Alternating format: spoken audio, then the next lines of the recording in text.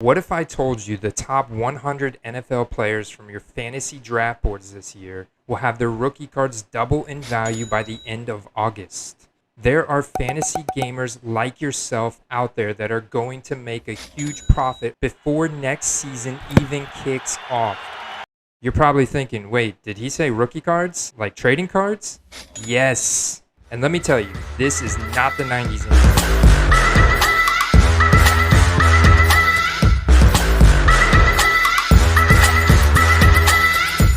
Now, what if I also told you that each one of these players has over 200 different rookie cards, but only 10% of these will jump in resale value, while the other 90% stay the same or maybe even lose some value over the long run? So by making this video, my plan is to save you as much time and money by sharing with you my fundamentals on football card investing and flipping. By the end, you'll know the 10% of cards that yield the 90% of results.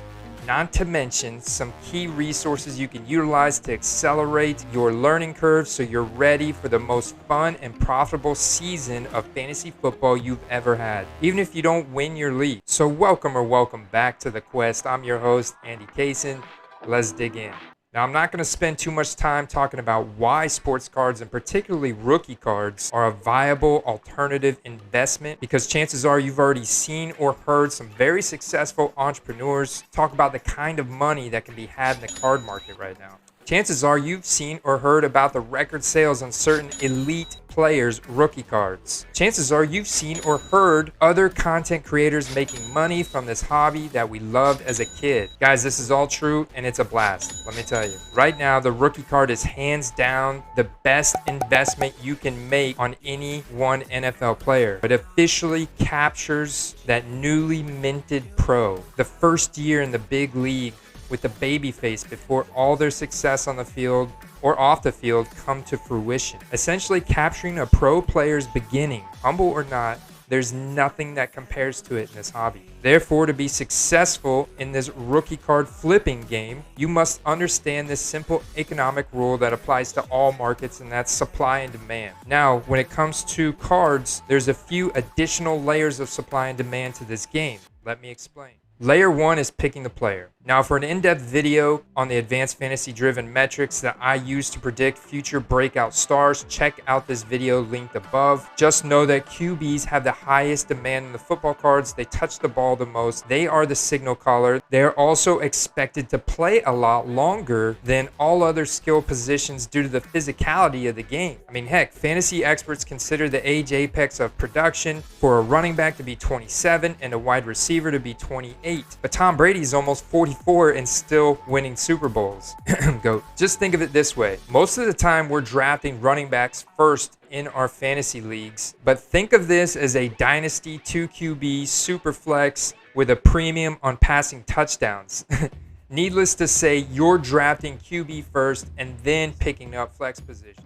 So layer 1A to picking the player would be when to invest in a player. And this is critical because a big mistake that I see a lot of new people making when they get into the card market is paying too much for a rookie card because they are buying it after they see the breakout performance, the big news of a player on TV. I've been guilty of this myself. It can be hard to resist with the ability to purchase at our fingertips within seconds, but as an investor, we must always use logic and subjective research before making a buying decision. It's so important to do our homework, and this can be done fairly quickly, and I'll show you, but essentially you want to be on the selling end of that scenario I just outlined, and a player can get hyped up for several reasons. I mean, we're talking new supporting cast signings, trade to a new team with skilled teammates, good performances on the field, of course, winning team scenario, or even social media, Hollywood, politics, documentaries, etc. Just think all publicly televised events surrounding the player can and will cause their rookie cards to become more or less demanded, which will affect supply, causing sellers to instantly raise their prices.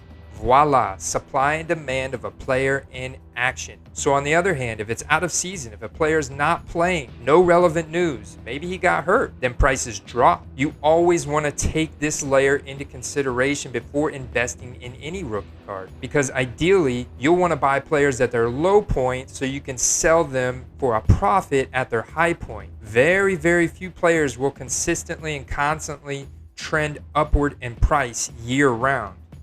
Tom Brady. Layer 2 is where card talk gets very interesting and where there's a ton of nuances. So buckle up. I'm going to show you a series of cards here very quickly because there's so many.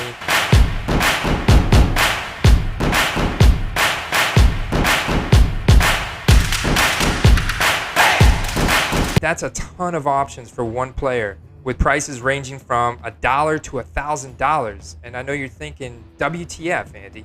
Hear me out. If you're a collector, you just pick the one you like best. Love has no rules, right? Just do us both a favor and don't spend your lunch money on it. You're not yourself when you're hungry. Eat a Snickers and buy a Select instead, okay? Otherwise, buy whichever card your heart desires. Seriously. However, if you want to flip cards for maximized profit, then there's a few additional rules to this layer you need to consider. Out of these 245 different rookie cards for DK, only a handful of them have significant demand. The rest will go up if the player is elite enough, but the majority of people aren't going to these cards first. They're going to this small handful of sets and cards.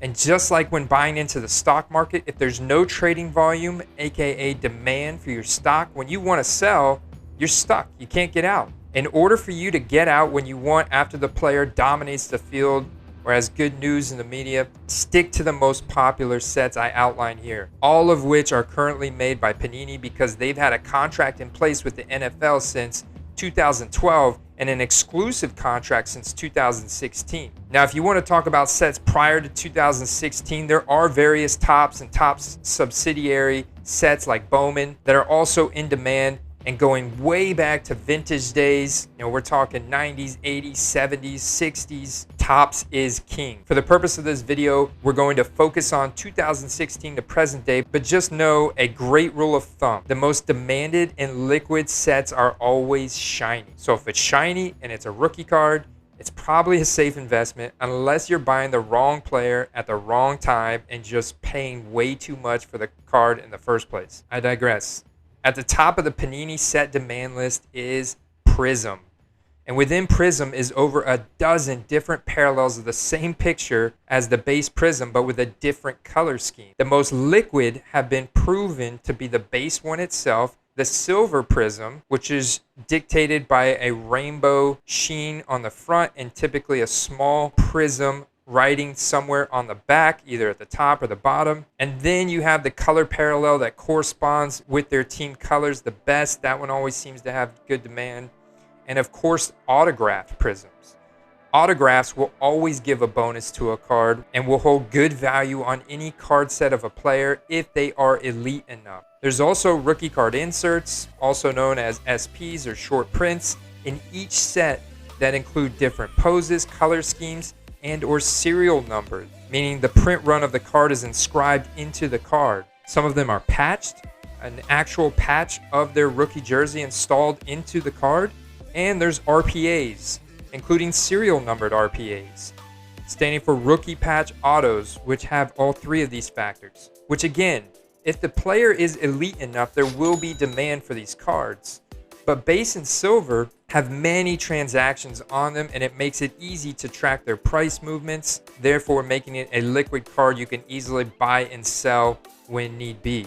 After Prism, Select and Optic by Panini are tied, in my opinion, for demand. And big news this year in NFL is Select will be sold in retail stores for the first time. No longer just in the card shop or directly from Panini. So I think this should bring a lot more eyeballs to the 2020 product, which in turn should cause the previous years of Select to increase in value due to scarcity. Anyway, all the sets within Select are shiny just like Prism, but Select is a little different in the fact there's not nearly as many parallels, but it has 3 tiers. Concourse is the most common or highest print run, then Premier, Then field level is the rarest. Each tier has a few parallels, silver being the most liquid, but not nearly as many as prism. Optic.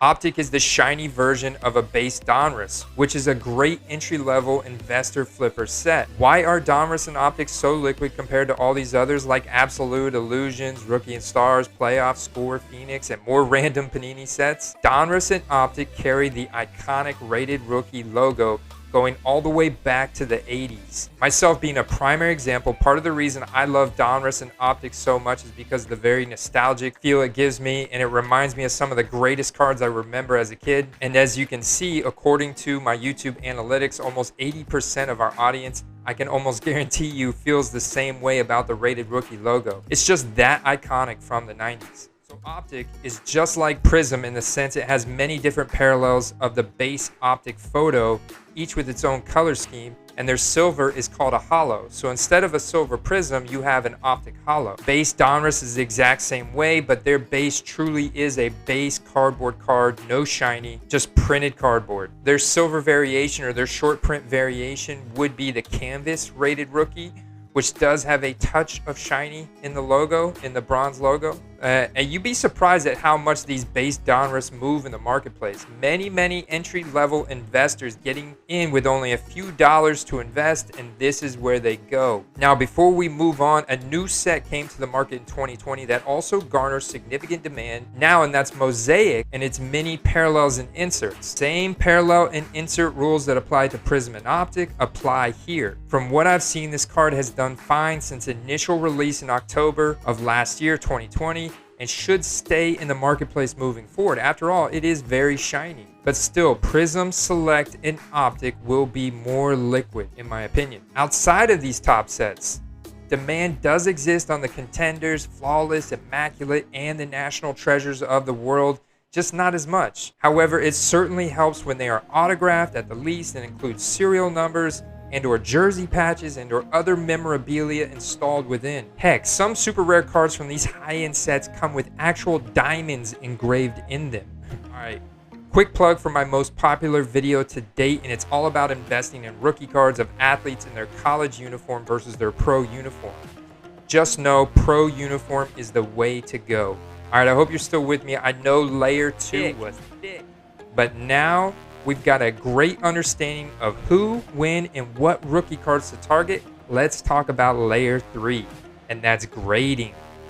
All cards come out of packs, raw, like a raw piece of meat from the butcher. There are companies like Centerpoint in St. Pete, Florida, that professionally examine and prepare these raw hunks of meat for condition and authenticity, placing them in a new cryovac slab marked with a grade, ready for the finest of dining experiences. A card's grading criteria can be broken down into 4 categories: corners, edges, surface, and centering, with an overall score given on a scale of 1 to 10, 10 being gem mint pristine condition. Currently, there are 3 major players in the card grading space that investors and flippers use. PSA is the top dog, then BGS, Beckett Grading Service, then SGC, and as I've noted recently in another video, there's HGA or hybrid grading. For investment and flipping purposes right now though, you either want PSA or BGS because they are currently holding the best resale value.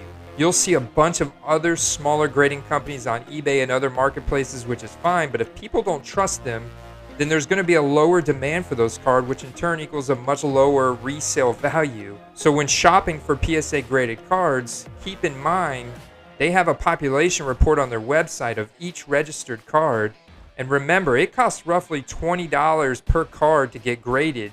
And right now they have a 1 million plus card backlog in their warehouse. So be mindful of that when looking at some of these ultra-modern 2019-2020 card population reports.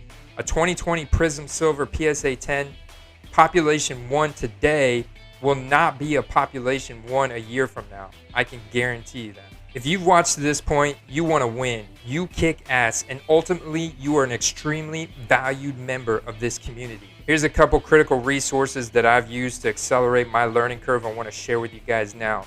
Cardboardconnection.com is a great for pure education about the different sets and the history of them and what they offer. If you just want to flip digitally, check out starstock.com and comc.com.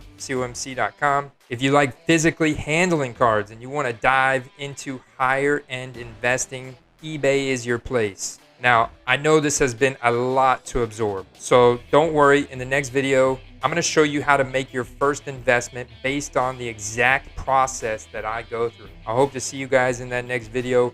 Peace.